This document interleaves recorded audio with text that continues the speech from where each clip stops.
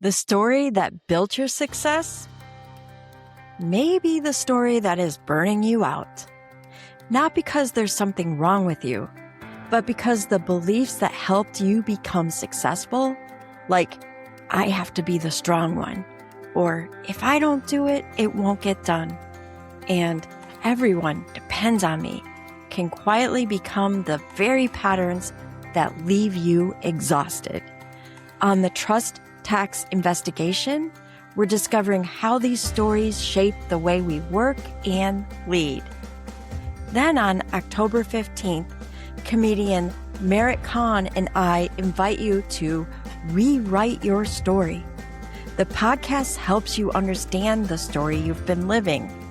Rewrite Your Story helps you choose the one you'll live next. Learn more at rewriteyourstoryevent.com. Welcome to the UnCeiling You podcast. I'm Dr. Natalie Luke, your host. And since July the 20th, we've been conducting what I've called the Trust Tax Investigation. We started with a question. How can someone who is successful, capable, and trusted end up being so burned out? In week 1, we looked at when success becomes the trap.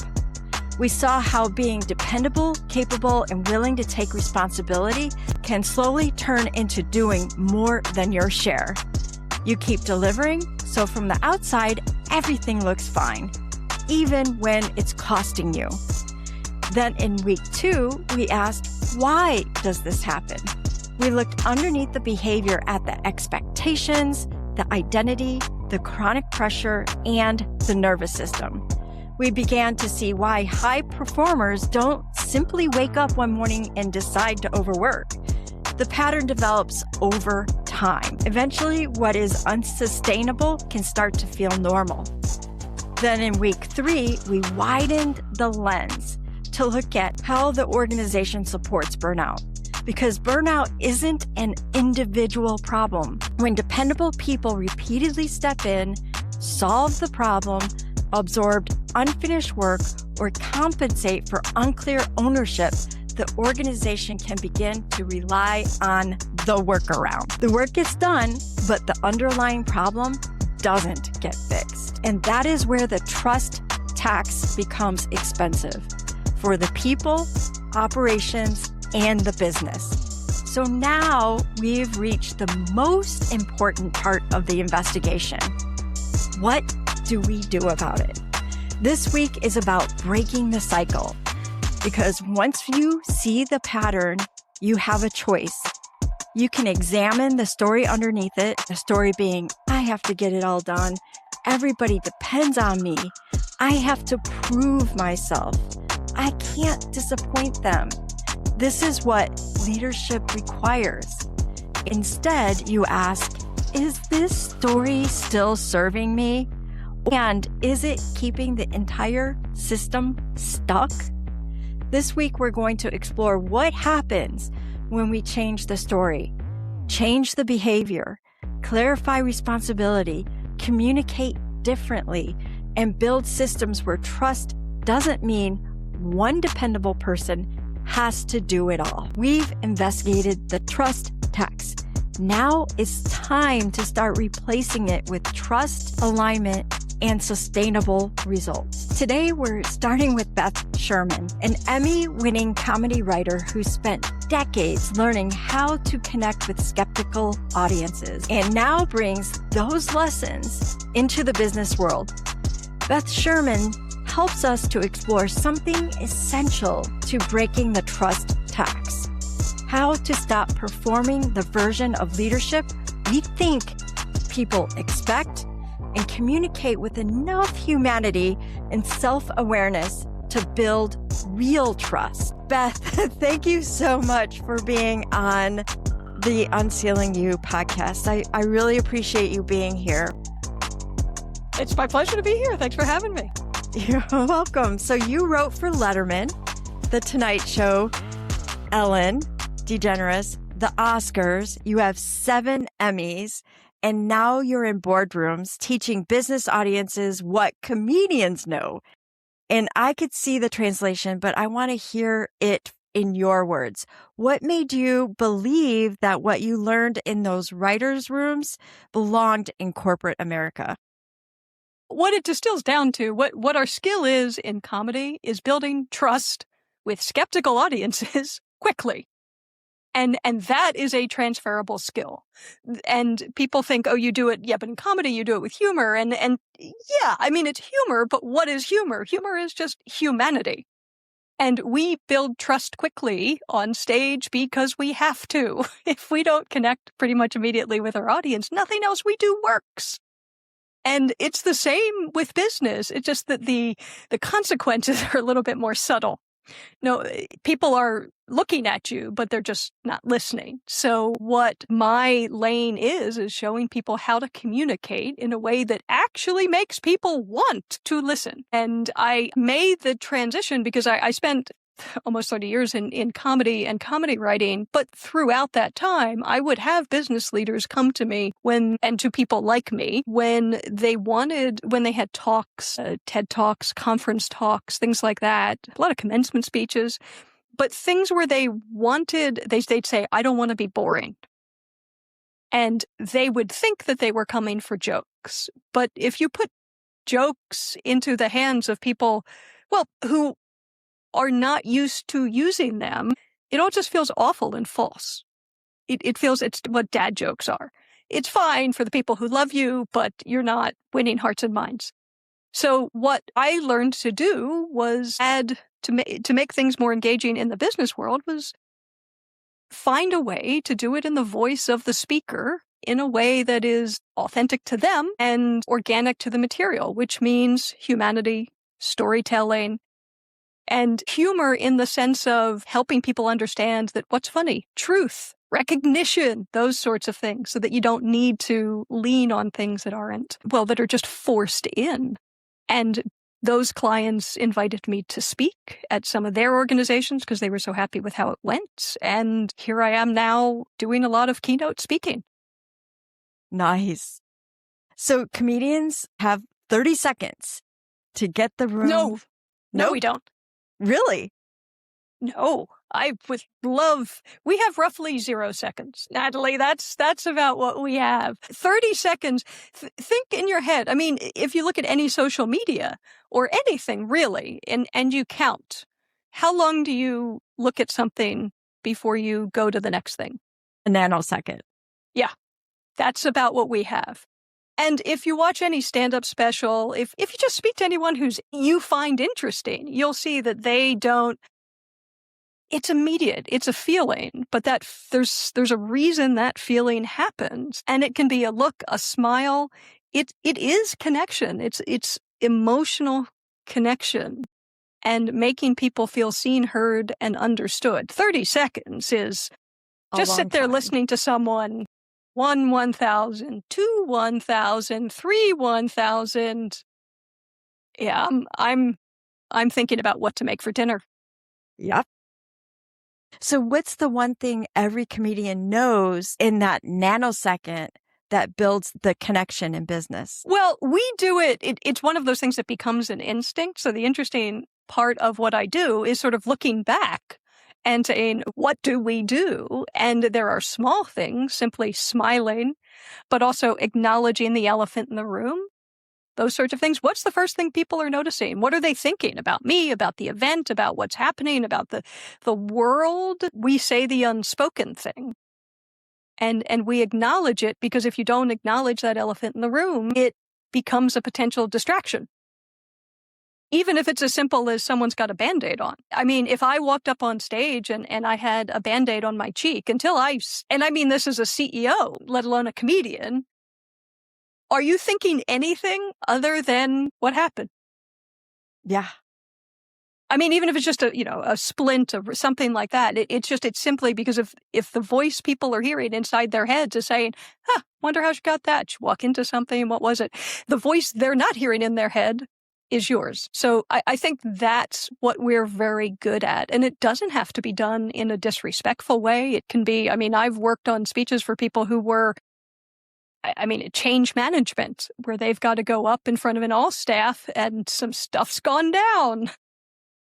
So it might not be the time or place to get into the specifics of what's going to happen, but it's distracting if you don't acknowledge that something has happened. And it's not just a distraction. Instead of building connection and acknowledging that something has happened, you're actually pushing people away. It actually has diminishing returns. So your people are thinking, oh, I guess we're not going to talk about that then.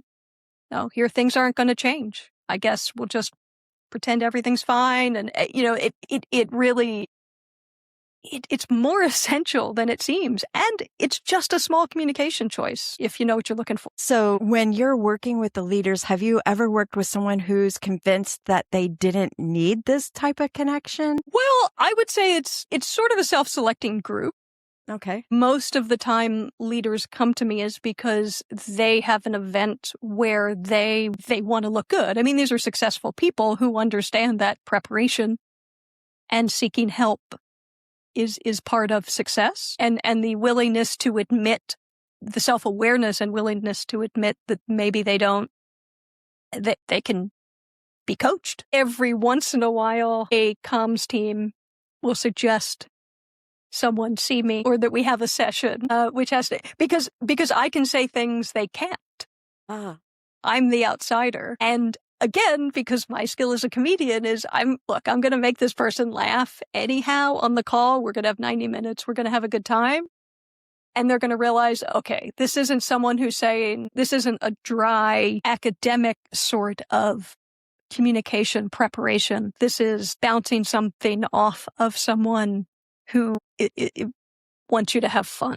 Does that make sense? Yeah, it does. It makes a lot of sense.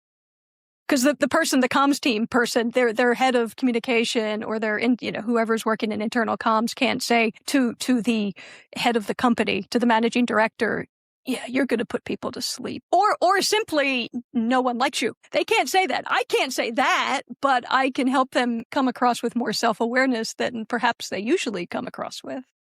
There you go. I would find that communication person would find you very helpful in that situation.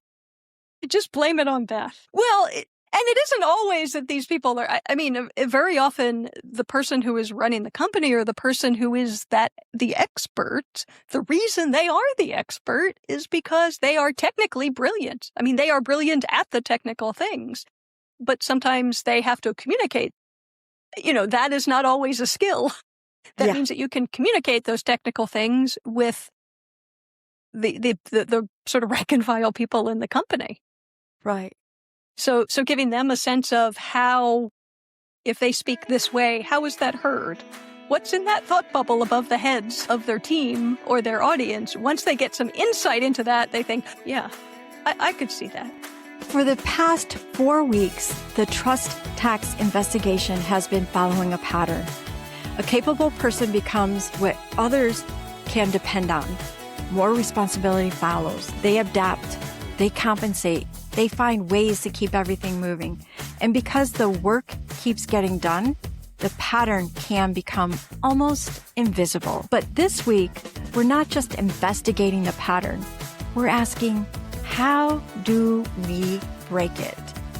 And what we're hearing from our guests is breaking the cycle. It doesn't mean caring less, achieving less, or becoming less dependable.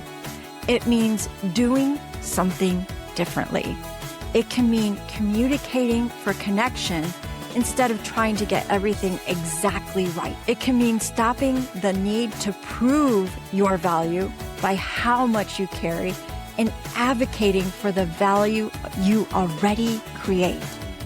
It can mean separating your identity from being the person everybody needs and developing others instead of continually stepping in.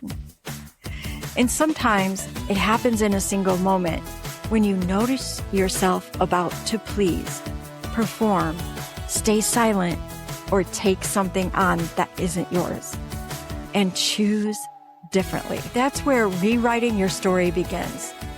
Because the story may say, I have to do it. They need me. It's easier if I just take care of it. But when we change the story, we change the behavior. And when enough behaviors change, we begin changing the system. So see the story, change the belief, set the boundary, build trust, lead differently. That's how we begin replacing the trust tax with trust alignment and sustained impact. Now, let's get back to the conversation. Yeah, that's nice. So the two of us are sitting in two different frameworks. You're building trust, helping people build trust quickly. And mine is about what happens when trust becomes a trap. And here's the image I keep coming back to. I was at a party and it was a party where there were several different physicians in the room. It sounds like a joke, but it actually literally really happened. 3 physicians walk into a living room. Yeah. Exactly. A urologist, an ED doc. And someone knocked a full bottle of red wine off the table and onto the floor. And before any of us could process what had happened, the ED doc was already on the floor with the paper towels. Like, I don't even know how he got the paper towels so fast.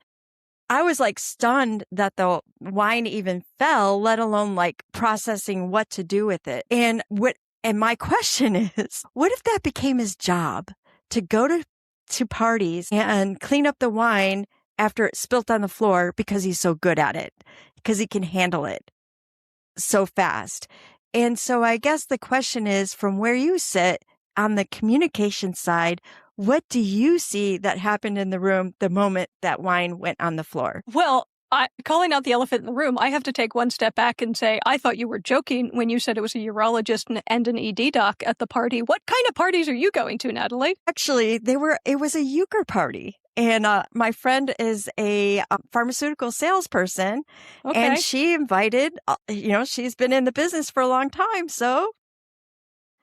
Okay. The word uplifting springs to mind, but that sounds very off color in this context. So I would say, so the doctor so you're, as I'm understanding it, it's that this is the person who jumps into action. Do you mean it as that is an appreciated thing, or sort of a thankless job, or people thought less of him? I think I'm not following. Yeah. So I'm following as much as I could until I went, oh, she wasn't joking.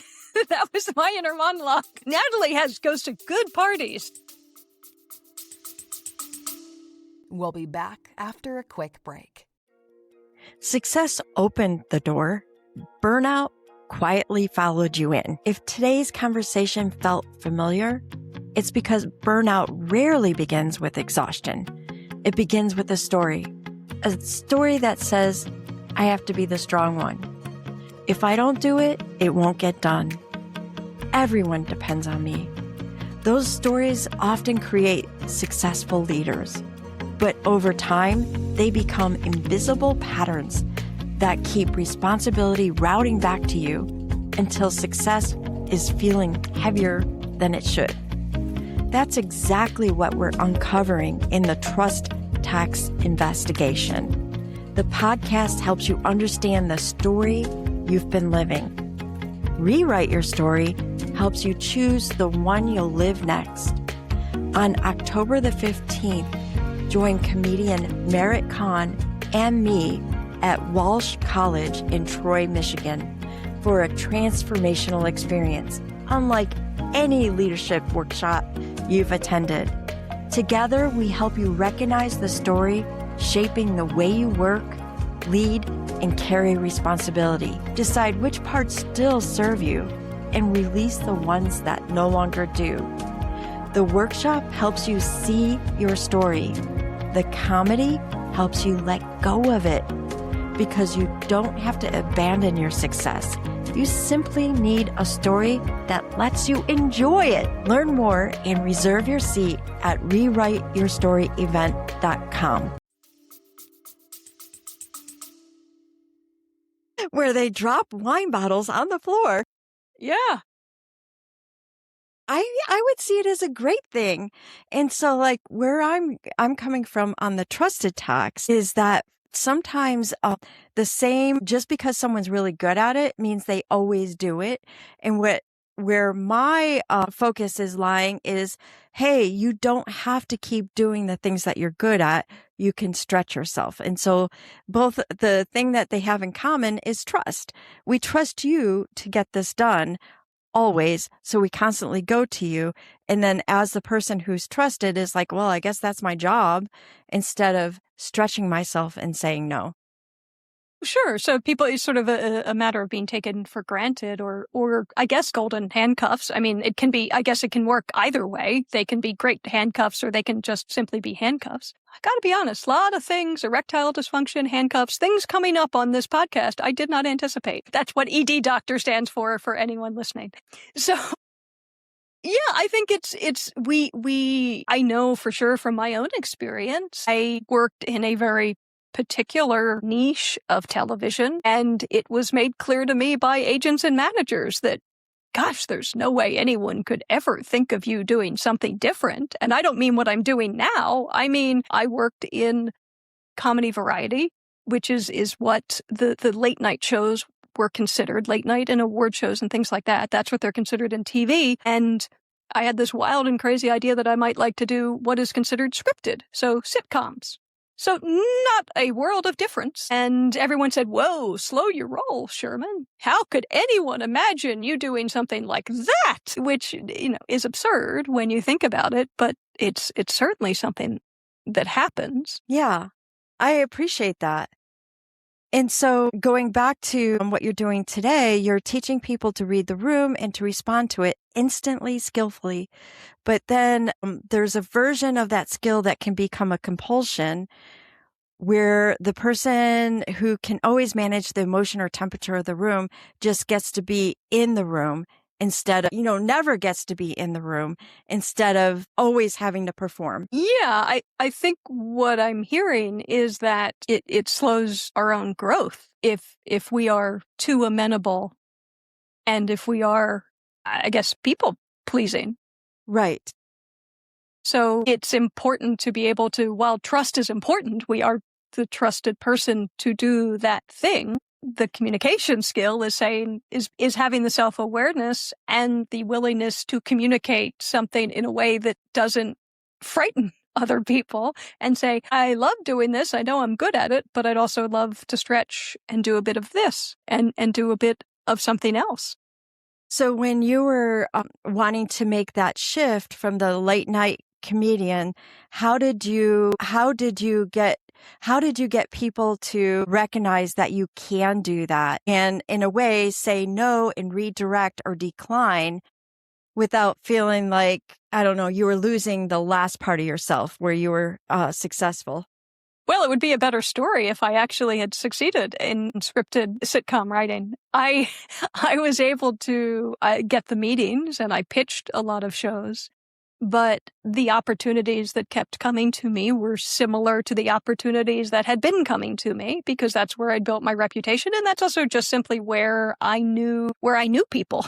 Right. So the people that I'd worked with before would start working on a new show and they knew my work.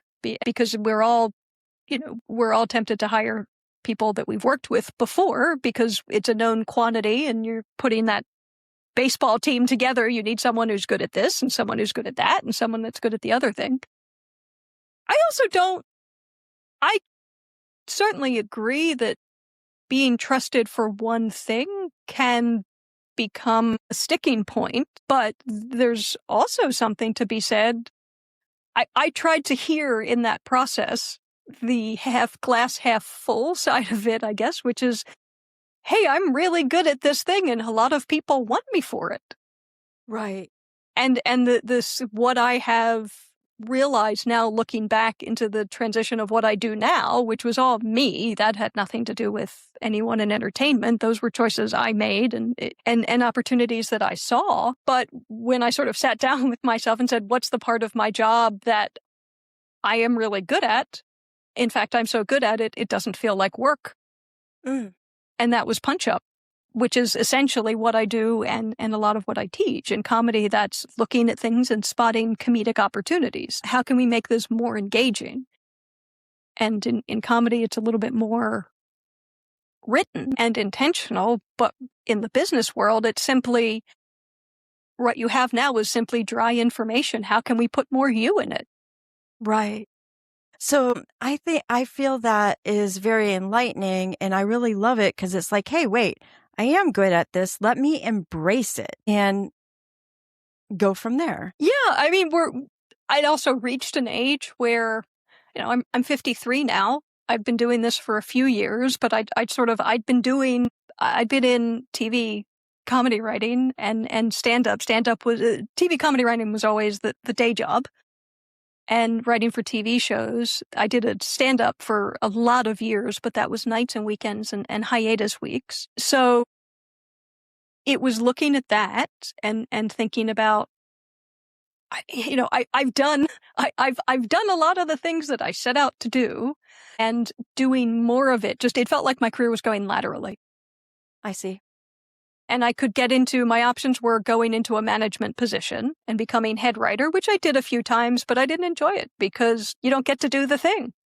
Right. You have to do the other thing, which is management. And having experienced a lot of people who did take those opportunities and didn't make any effort to get better at management, I didn't want to be one of those people. I've worked under those people. Management is a skill that not everyone has. And I'm not sure I do.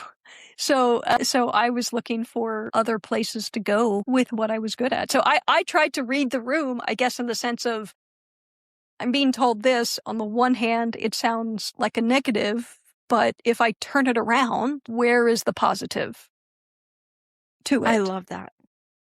I think that's vitally important to see that positive. And you've been in the rooms where you've had power and pressure your whole career. Was there ever a moment on the stage, in the writer's room, in the boardroom, where the skill you spent decades building suddenly felt like it was being used against you at all? Well, I think the skill that works for me, I'll make that present tense, the skill that works for me professionally is that I can acknowledge the elephant in the room. I find that when it did not work for me was when I was younger. And I was a kid, and it came across as just mouthing off. Teachers don't appreciate when you point out the elephant in the room, or when you're the junior person on staff, or parents often don't appreciate when you point out the elephant in the room. So sometimes I won't say lack of filter, because this is a business podcast and I'm trying to get work out of it. So it's not that I lack a filter, but there was some refinement to the filter. And also now I have credibility. Now I walk into a room and I'm not inappropriate, but people expect there's going to be some sort of directness. And the way I do it and the way I try to show other people how to do it is in a way where you're using humor and those sorts of things as a love language. You're using these things very intentionally to build connection, and people can see that you're using them intentionally to build connection rather than to hurt people. Yeah, that's fantastic. So do you have like one story where you had someone you were working with and it really turned things around, where they were able to showcase their ability to notice the room when they didn't before? Sure. Well, a lot of the clearest examples would be working with people who are on stage or who are giving a talk. Because about half my work is one-to-one, and the other half is speaking at conferences and events and law firm retreats. A lot of lawyers who are very, again, technically brilliant, but technical expertise does not convert. Emotion converts. So sort of giving them the skills to build the two. Well, honestly, it's the feedback that I get. It's preparing someone for a talk and then they come back to me. And I have a lot of clients they'll come to me for a personal speech, because a lot of the professional clients I work with are C-suite, board level. It's a lot of older guys, and they appreciate what I do for them in the business world. But then they'll come to me and they'll say, my daughter's getting married and I need a father of the bride speech. And so I can help them. I ghostwrite it for them, and then we work together. I use their own words. I use their own stories, but it's something so that it's authentically funny, and it And it also shares what they're feeling. And these are typically people who are not used to, well, experiencing feelings often, but certainly expressing them. The feedback I get from them is my wife loved it. My daughter loved it. Everyone in the room came up to me and said, this is the best speech I've ever heard. But that is less due to me. It's due to them showing a side of themselves. It's the work with me where we were able to put so much of them into it, being able to put that self-awareness into it, being able to put that authenticity and the storytelling and specificity and all sorts of things. These are all comedic devices, but used to further a very serious and sentimental goal. So those are the ones that stand out the most to me. I mean, they give a conference speech or something like that, and they'll say, yeah, it went great. People told me it went well, but all right, you're the boss. Everyone's going to tell you it went well. I mean, we know it was better than what it was before we worked together, for sure. And they certainly recognize that. But it's when their wife says to them, crying, that was incredible. That's the person who, look, after 30 years together, is not going to lie to them. And those are the transformations where it's so tangible that I've made a difference. And that's a pleasure. So it's not only connecting with the audience and seeing like the thoughts that are possibly going over their head, but it's also connecting with themselves. That's a great way to say it. Yes, I'll be stealing that for the website. Yay! Well, but it is. It really is, because they are, I think, one of the most common mistakes people in business make when they are expressing themselves in any way, whether they're speaking to an audience or a client, prospective client, or their team or colleagues. They think of themselves, well, I'm at work. This has to be work self. And, well, yes, you have to be a professional and you have to take the work seriously. You don't always have to take yourself seriously. You can be a little bit authentic, a little bit vulnerable. And one of the things that we really understand as comedians, and what helps us connect so quickly, is that we always prioritize connection over perfection. That's human. Humans aren't perfect.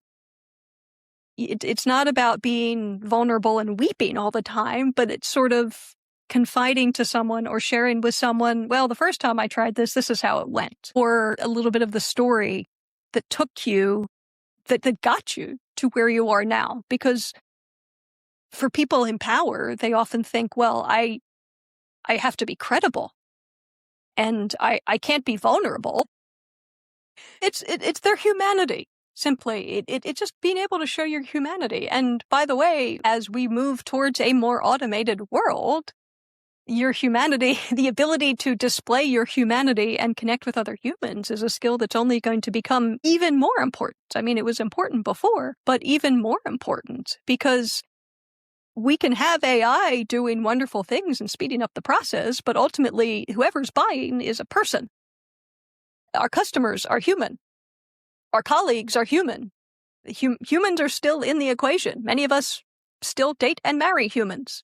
So those human skills are still very important. So for the person who's listening right now, who is really wanting to connect to that humanity and use it in a way that's going to, help their communication with others to be more effective in their communication, how can they connect with you?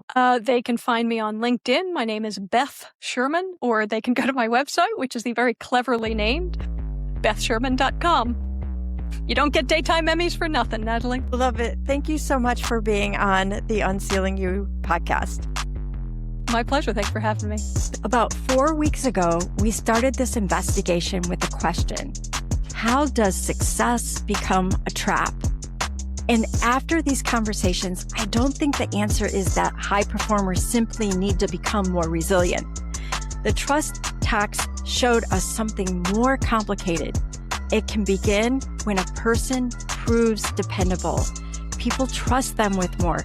Extra responsibilities become normal. And because the person keeps getting the work done, the organization may never see what their success is concealing.